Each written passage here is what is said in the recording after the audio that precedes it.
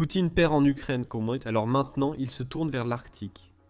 La Russie a toujours été obsédée par la région, poursuivant ses ressources et son pouvoir stratégique pendant des siècles. Aujourd'hui, les ambitions de Poutine pour l'Arctique sont plus grandes que jamais. Avec l'Ukraine qui lui échappe, il investit des milliards dans les brise-glaces, les bases militaires et les infrastructures pour dominer le Nord. Pourquoi ? L'Arctique est un jackpot avec des trillions en ressources et de nouvelles routes maritimes qui pourraient tout changer. Mais les États-Unis, l'OTAN et d'autres nations arctiques sont prêts à riposter. L'Arctique est-il sur le point de devenir le prochain grand conflit ? Analysons cela. Au fil du temps, Poutine a visité l'Arctique à maintes reprises, chaque voyage démontrant la profondeur de son obsession pour cette région. Mais ces visites n'étaient pas que de simples arrêts ou séances photos. Des mouvements calculés, éléments d'un plan plus vaste. Prenez 2010 comme exemple, quand Poutine a étreint un ours polaire, le déclarant le véritable maître de l'Arctique. Le Kremlin affirme que cette cascade est liée à la conservation. Des rapports ont révélé que l'ours étreint par Poutine avait été sédaté, nourri de saucisses périmées, et préparé pour la cascade plusieurs jours à l'avance, pour conserver la faune. Les critiques ont perçu cette scène comme une action publicitaire servant les ambitions arctiques russes. En 2017, ces ambitions ont refait surface. Poutine s'est rendu à la terre de François-Joseph, un archipel russe dans l'océan Arctique, pour réaffirmer une fois de plus sa détermination à contrôler la région. Accompagné du ministre de la Défense Sergueï Choïgou et du Premier ministre Dmitri Medvedev, il a observé le paysage enneigé, les débris et les installations militaires, présentant l'Arctique comme crucial pour la Russie.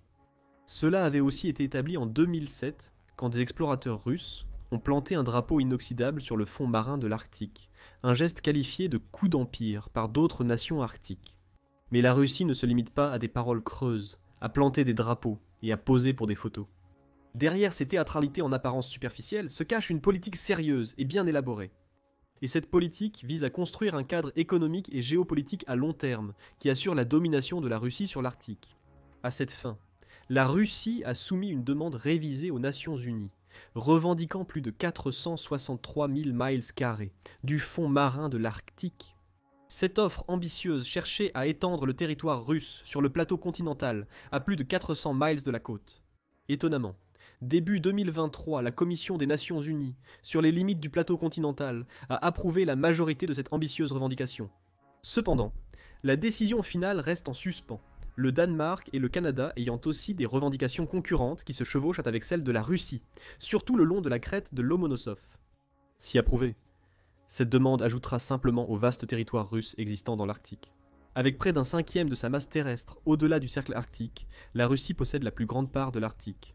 Le pays s'étend également sur 53% du littoral de l'océan Arctique, ce qui équivaut à plus de 15 000 miles. Le ministère russe du développement économique a identifié 9 zones de soutien arctique le long de cette côte. Ces zones s'étendent de Kola à l'ouest à Tchoukotkaï à l'est et comprennent d'importants projets d'infrastructures comme la construction du chemin de fer Belkomor à Arkhangelsk et la reconstruction du port maritime de Tixi en Yakoutie du Nord. Mais la Russie ne domine pas seulement l'Arctique en termes de territoire. Elle a aussi la plus grande population de la région. Environ 2 500 000 Russes vivent dans l'Arctique, qui abrite au total 4 millions de personnes. C'est plus de 60%. Ce nombre comprend également 40 peuples indigènes. Parmi les plus importants figurent les Dolgen, les Neganazan et les Nenets. Ces chiffres démontrent clairement que la présence russe dans l'Arctique n'est pas qu'un autre cas d'expansion opportuniste. Cette fois, la Russie est réellement profondément liée au tissu culturel et social de la région. Mais protéger ses habitants dans l'Arctique est loin d'être la priorité principale de la Russie. Voici donc la question essentielle de cette vidéo. Pourquoi Poutine veut-il tellement l'Arctique ? Cette question a plusieurs réponses. En réalité, divers facteurs motivent la politique russe en Arctique. Vous vous souvenez quand nous avons dit que les premières incursions dans l'Arctique étaient motivées par ces vastes ressources inexploitées ? Rien n'a changé. L'Arctique demeure un immense trésor de ressources. La région regorge de ressources pétrolières, gazières et minérales inexploitées. On estime que la région détient entre 1,5 billion et 2 billions de dollars de réserves minérales. En effet, 1 billion, c'est une immense richesse enfouie sous la glace. Parmi ces ressources se trouvent d'immenses dépôts de nickel, de platine, de palladium et de métaux des terres rares, tous essentiels à l'industrie moderne. Une autre chose qui est enfouie sous l'océan Arctique, c'est environ 16% du pétrole non exploité du monde et une énorme 30% de son gaz non découvert. Ces réserves sont essentielles à une époque où la demande mondiale d'énergie augmente et où les sources traditionnelles de combustibles fossiles se tarissent. L'importance de ces ressources n'a fait que croître à mesure que les tensions géopolitiques augmentent. Il est donc logique que la Russie soit désireuse de s'assurer qu'elle a le contrôle sur cette potentielle mine d'or. D'autant plus que les hydrocarbures constituaient jusqu'à 60% des exportations russes et plus de 30% de son budget fédéral. Il n'est donc pas surprenant que la Russie ait déjà commencé à prendre des mesures pour tirer profit de ces ressources. Un exemple parfait de cela est le projet de la péninsule de Yamal, située à environ 370 miles au nord du cercle arctique. Là-bas, une gigantesque usine de gaz industriel a été construite sur pilotis sur le sol gelé. L'usine, partie du plus grand projet de gaz naturel liquéfié, de Yamal de 27 milliards de dollars, est conçue pour exploiter les vastes réserves naturelles de la région et exporter du gaz liquéfié vers les marchés mondiaux. Malgré les conditions difficiles, la température peut chuter à moins 40 degrés Fahrenheit en hiver, et la région est enveloppée dans l'obscurité pendant des mois, à la fois. Le projet a été un succès retentissant pour la Russie. Il a même attiré l'attention mondiale, y compris des investisseurs étrangers. Malgré la pression internationale sur les entreprises pour quitter la Russie suite à la guerre en Ukraine, le géant français de l'énergie Total maintient sa participation de 20% dans Yamal Liquefied Natural Gas. Total n'est pas la seule entreprise étrangère impliquée, montrant que les réserves supposées de l'Arctique russe sont trop importantes pour être ignorées. De plus, un autre facteur crucial a récemment intensifié la compétition dans l'Arctique. L'intérêt renouvelé de la Russie pour l'Arctique n'est pas uniquement lié à ses revers en Ukraine. Cela est également lié au changement climatique. Alors que l'Arctique se transforme rapidement, la Russie se positionne pour dominer ces changements. La banquise autrefois infranchissable de la région fond à un rythme accéléré. En seulement 40 ans, l'Arctique a perdu 40% de sa couverture de glace de mer. Ce changement dramatique ouvre l'accès aux vastes ressources auparavant inaccessibles de la région. Les experts prévoient qu'en 2035, l'Arctique pourrait être complètement dépourvu de glace en hiver, ouvrant de nouvelles voies de navigation et des possibilités d'exploitation minière autrefois trop dangereuses ou coûteuses. Malgré l'inquiétude environnementale, pour la Russie, c'est une opportunité en or. Les enjeux économiques de la Russie dans l'Arctique vont bien au-delà du pétrole et du gaz. Le pays vise aussi à développer sa pêche arctique, qui représente déjà un tiers de ses exportations totales de poissons. Le gouvernement russe vise à augmenter cette part d'ici 2030, aidé par la fonte des calottes glaciaires de l'Arctique. Il y a aussi l'énorme intérêt économique à exploiter les nouvelles voies de navigation désormais viables. Le changement climatique attire l'attention sur le passage du Nord-Est, une route maritime arctique, cruciale, reliant l'Asie à l'Europe. Sans glace sur le chemin, le temps de voyage entre ces deux continents peut être réduit de moitié. Cela fait du passage du Nord-Est bien plus qu'un simple raccourci. C'est une autre mine d'or pour la Russie. La route maritime du Nord-Est, partie essentielle de ce passage, s'étend de la mer de Barents au détroit de Bering. Sans enjoliver quoi que ce soit, cette voie c'est l'avenir du commerce mondial. Elle traverse certaines des ressources les plus riches du monde, et elle réduit de moitié leur temps de transport. Les marchandises peuvent maintenant circuler plus vite, moins cher et avec moins de risques. Ces changements auraient un impact stupéfiant sur le volume de marchandises transportées par cette route. La route de la mer du Nord gère actuellement environ 1,5 million de tonnes de marchandises annuellement. Mais ce nombre s'envolera à 70 millions. L'envoi de Rotterdam, Pays-Bas, à Shanghai, Chine, durait des semaines via le canal de Suez. Avec le passage du Nord-Est, les distances sont réduites de milliers de kilomètres, sans pirates ni point d'étranglement. Cette efficacité se traduit par des économies de carburant, des livraisons plus rapides et plus de contrôle. Une fois la glace suffisamment dégagée, la navigation arctique sera possible toute l'année. Il n'est donc pas surprenant que la Russie souhaite exploiter pleinement cette route.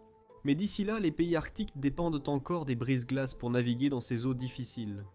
La Russie a agrandi sa flotte de ces navires, visant à en exploiter jusqu'à 50. Avec 25 déjà en service, le pays surpasse les flottes des autres nations. Comparez cela aux États-Unis, qui n'ont que 2 brises-glaces polaires opérationnelles. Cet écart avantage la Russie pour contrôler la route maritime du Nord. La Russie a de grands projets dans l'Arctique, 6 nouveaux brise-glaces et un port arctique ouvert à l'année pour un coût faramineux de 33 milliards de dollars. Ce n'est pas seulement une course aux armements, c'est aussi une course à l'infrastructure. Mais ne pensez pas que tout est facile pour la Russie dans l'Arctique. L'infrastructure du pays est encore en développement. Même les brise-glaces russes, les ports et les systèmes de navigation nécessitent des améliorations majeures. Toute la partie de la Russie est sous-développée, ce qui ne fait que compliquer les choses. Cependant, résoudre ces problèmes n'est qu'une question de temps. Après tout, le gouvernement russe a commencé à investir massivement dans la région. Les enjeux sont élevés, mais la vision de Poutine est claire. Avec les bons mouvements, La Russie pourrait devenir le gardien de l'Arctique, une position de pouvoir immense. Examinons donc les actions de Poutine pour sécuriser ce scénario souhaité. Qu'y a-t-il dans la boîte à outils de la Russie pour l'Arctique? La Russie se conforme au cadre légal. Le pays est signataire de la Convention des Nations Unies sur le droit de la mer. Convention des Nations Unies sur le droit de la mer. Selon la Convention des Nations Unies sur le droit de la mer, la Russie revendique un vaste fond marin comme sa zone économique exclusive. Cette revendication s'appuie sur des liens géologiques avec son plateau continental. Moscou a persisté à soumettre ses revendications, malgré les défis posés par le Canada et le Danemark. Le prochain sujet est la propagande. Comme vous l'avez entendu, la Russie mène une longue campagne de relations publiques dans l'Arctique dans le but de contrôler le récit. Pour cela, les hauts responsables visitent régulièrement les installations de l'Arctique. Les forums clinquants comme le Forum international de l'Arctique, parfois sur des brise-glaces nucléaires, donnent une idée de la situation. Rosneft et Gazprom supportent encore ces événements pour promouvoir la vision russe de l'Arctique. Malgré l'instabilité économique, la Russie investit massivement dans l'Arctique. En 2019, elle a offert 40,1 milliards de dollars d'incitations fiscales pour le champ pétrolier Vostok de Rosneft, pouvant produire 2 millions de barils par jour. Cette initiative, largement poussée par Igor Sechin, président directeur général de Rosneft et proche allié de Poutine, visait un énorme paquet de réductions d'impôts de plusieurs billions de roubles depuis mi-2019. 300 milliards de dollars de plus ont été alloués pour l'infrastructure arctique, les projets de gaz naturel liquéfié, etc. Des ports, aéroports et villes sont projetés. Tous ces efforts visent à empêcher les gens de quitter la région, consolidant ainsi le pouvoir de la Russie. C'est un pari audacieux sur le potentiel de l'Arctique, mais Poutine est prêt à le soutenir pleinement. Après tout, son maintien au pouvoir en dépend. Malgré ses actions en Ukraine, il a urgemment besoin d'une grande victoire pour son pays. C'est pourquoi la Russie a aussi usé de la force pour dominer l'Arctique. La flotte du Nord et sa force arctique sont essentielles à cet effort. Et laissez-nous vous dire, cette flotte est énorme. Jusqu'à 2/3 de la puissance navale russe considèrent cette flotte comme leur maison. Nous parlons de 80 navires opérationnels, dont 25 sous-marins, 6 croiseurs de missiles et le puissant navire amiral à propulsion nucléaire Petroveliki. Et ce n'est qu'un début. Depuis 2014, la Russie a construit ou modernisé plus de 475 installations militaires le long de sa frontière nord. Elle a rouvert au moins 50 bases de l'époque soviétique et en a construit 4 nouvelles. L'une des plus frappantes est la base de Trèfle du Nord, située sur l'île de Kotelny. Cette base aux couleurs de la Russie peut héberger 250 soldats et possède une technologie avancée. C'est rien de moins qu'une forteresse dans l'Arctique. Le Kremlin, dans une démonstration de force, veut contrôler le Nord. Évidemment, ce déploiement militaire n'est pas fortuit. La Russie voit l'Arctique comme son futur champ de bataille. Il semble que Poutine se lasse de ses actuels. C'est pourquoi perdre le contrôle de cette région est impensable pour le président russe. Cela explique probablement pourquoi la péninsule de Kola à elle seule accueille 7 des 12 sous-marins à missiles balistiques de la Russie, qui opèrent comme une force de seconde frappe nucléaire. Ces sous-marins sont cruciaux pour la stratégie de dissuasion de Moscou. La flotte du Nord effectue aussi des patrouilles et exercices réguliers dans la région pour rester constamment vigilante. Les sous-marins russes parcourent les eaux de l'Arctique et les navires de guerre simulent des batailles. Même les bombardiers à longue portée font partie du spectacle, effectuant des missions provocatrices près de l'espace aérien de l'OTAN. La puissance aérienne est un autre élément clé de la stratégie de Moscou dans l'Arctique. La Russie a rénové des pistes d'atterrissage de la péninsule de Kola à la terre de Franz Joseph dans toute la région. La base aérienne de Nagorskoye, son avant-poste le plus au nord, est équipée de chasseurs MiG-31 et de systèmes de missiles avancés. Le système de missiles Bastion stationné là peut apparemment cibler des navires jusqu'à 186 miles de distance. Des batteries anti-aériennes, radars et bases de drones complètent le dispositif. Ce sont des installations à double usage, conçues à la fois pour des fins civiles et militaires, mais leur potentiel pour des opérations offensives prend certainement le pas. Pourquoi un investissement militaire aussi massif? En réalité, c'est simple. La Russie veut refuser à l'OTAN l'accès à l'Arctique. C'est pourquoi elle installe activement des systèmes de déni d'accès pour tenir les adversaires à l'écart. Selon le vice-amiral Dan Dyer, ancien commandant de la 2e flotte américaine, la Russie défendra les eaux arctiques par tous les moyens. Mais voici le hic. Il devient ardu de jeter ses moyens autour, quand votre économie a été quasi anéantie par la guerre en Ukraine. Bâtir et maintenir la dominance que la Russie vise est un lourd fardeau. Comme l'Ukraine l'a montré en ciblant des bases russes dans l'Arctique. Le pays est loin d'être invincible dans la région. Poutine sécurise donc aussi une présence russe plus discrète dans l'Arctique. En plus des installations militaires ostentatoires, la Russie a discrètement ancrés dans des enclaves stratégiques de l'Arctique. Les principaux exemples sont Barentsburg et Pyramiden, colonies russes situées sur le sol norvégien dans l'archipel du Svalbard. Ce ne sont pas des avant-postes tape à l'œil, ce sont des reliques d'une autre époque, liées à un traité de 1920 permettant l'exploitation des ressources dans la région. Ne vous méprenez pas, ce sont des pièces maîtresses dans la stratégie arctique de Moscou. Barentsburg, peuplée de 400 habitants, semble être une enclave russe sur un glacier. Fondée dans les années 1930 pour soutenir une mine de charbon, la colonie a conservé son identité russe jusqu'à aujourd'hui. D'une église orthodoxe au buste de Lénine sur la place de la ville, chaque coin murmure sa loyauté à la mère patrie. La mine de charbon est toujours en activité, employant 130 mineurs dans des conditions dangereuses, mais la rentabilité ici est une blague. Le charbon suffit à peine à chauffer la ville. Mais la véritable valeur de la mine est stratégique. Sans cela, la Russie pourrait perdre son emprise sur le territoire de l'OTAN. La Russie a besoin d'activités économiques pour garder son territoire. Donc l'exploitation du charbon continue même à perte. Pour s'en assurer, Moscou a aussi bâti un nouveau consulat flambant neuf ici. Avec un escalier en marbre et des murs de bunkers, il est conçu pour affirmer notre présence durable. À 3h30 se trouve la pyramide dans une ville fantôme qui abritait 1000 résidents soviétiques, abandonnés en 1998 et servant maintenant d'attraction touristique. Le temps s'arrête ici. Des manuels scolaires traînent sur les bureaux et des films de propagande soviétique sont toujours présents dans le cinéma local. Des guides russes font visiter cette curieuse capsule temporelle soviétique aux visiteurs intrigués. Un curieux mélange de leçons d'histoire et de projections de soft power. Avant la guerre en Ukraine, 20 000 touristes visitaient Pyramiden chaque année, ce qui maintenait la ville en vie. Le nombre a diminué, mais la présence russe demeure inébranlable. Ces établissements peuvent sembler insignifiants, mais ils donnent à la Russie un avantage unique. Leur emplacement dans l'arrière-cour de l'OTAN les rend parfaits pour recueillir des renseignements ou pour affirmer des revendications territoriales. Les efforts de recherche arctique de la Russie reflètent ces ambitions, au-delà des établissements. Depuis des décennies, Moscou a déployé des stations de glace dérivantes et des bases de recherche à travers la région. Depuis 1937, elle collecte des données sur la météorologie, la vie marine et les ressources naturelles. Mais l'objectif principal est de s'emparer de la crête de Lomonosov. Moscou affirme que cette crête est une extension du plateau continental russe, cherchant à contrôler ses vastes ressources sous-marines.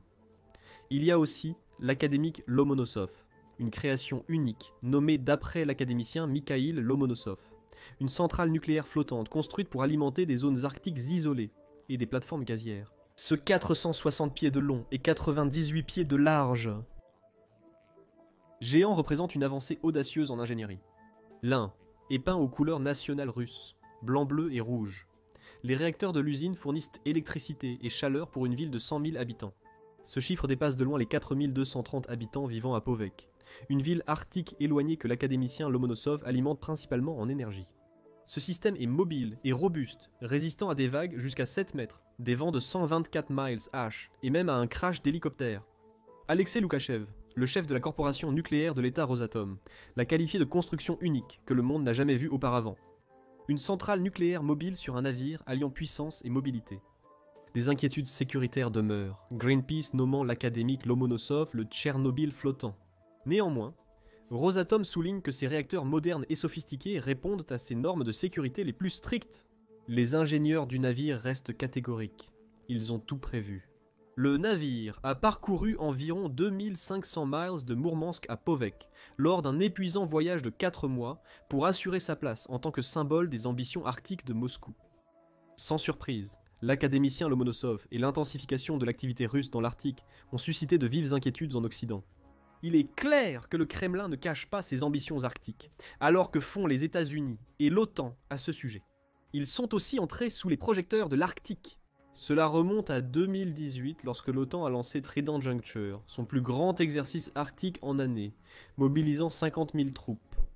Cependant, une fois l'invasion de l'Ukraine commencée, l'OTAN a redoublé d'efforts. L'exercice militaire Cold Response de 2022 a vu 30 000 troupes de 27 pays en Norvège s'entraîner à combattre dans des conditions arctiques. Des Marines américains et des navires de guerre français dans les fjords glacés envoyaient un message clair à Moscou. L'OTAN est prête à riposter. Les États-Unis savent aussi qu'ils doivent agir vite. L'amiral Darrell Cordell des forces de la flotte américaine a qualifié l'Arctique de première ligne de défense pour la sécurité intérieure. Pourtant, les écarts entre les États-Unis et la Russie sont flagrants. Les États-Unis n'ont pas assez de brise-glace et leurs capacités de recherche et de sauvetage sont limitées. La mise à jour de juillet 2024 de la stratégie arctique américaine était un bon début, mais sa mise en œuvre prendra du temps.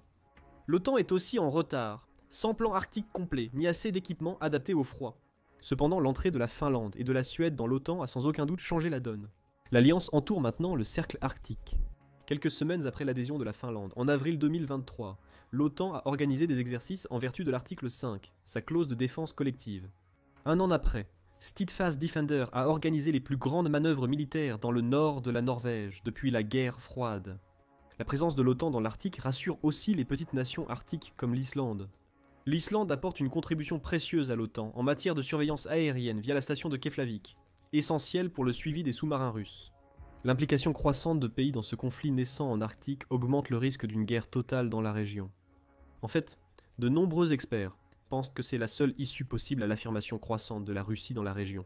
Selon eux, bien que la guerre en Ukraine n'ait pas déclenché la Troisième Guerre mondiale, un conflit dans l'Arctique le fera assurément. Vu la tension élevée dans la région, toute étincelle, qu'il s'agisse d'une erreur militaire ou d'un conflit territorial, pourrait déclencher cette guerre. Mais qu'en pensez-vous ? Êtes-vous d'accord avec ce sombre résultat ? Comment envisagez-vous le futur de l'Arctique ? Se dirige-t-il vers une prise de contrôle totale par la Russie ou simplement vers une tension géopolitique ? Partagez vos prédictions dans les commentaires ci-dessous. Allez maintenant voir. Oubliez l'Ukraine, le plus gros problème de la Russie révélé, ou cliquez sur cette autre vidéo à la place.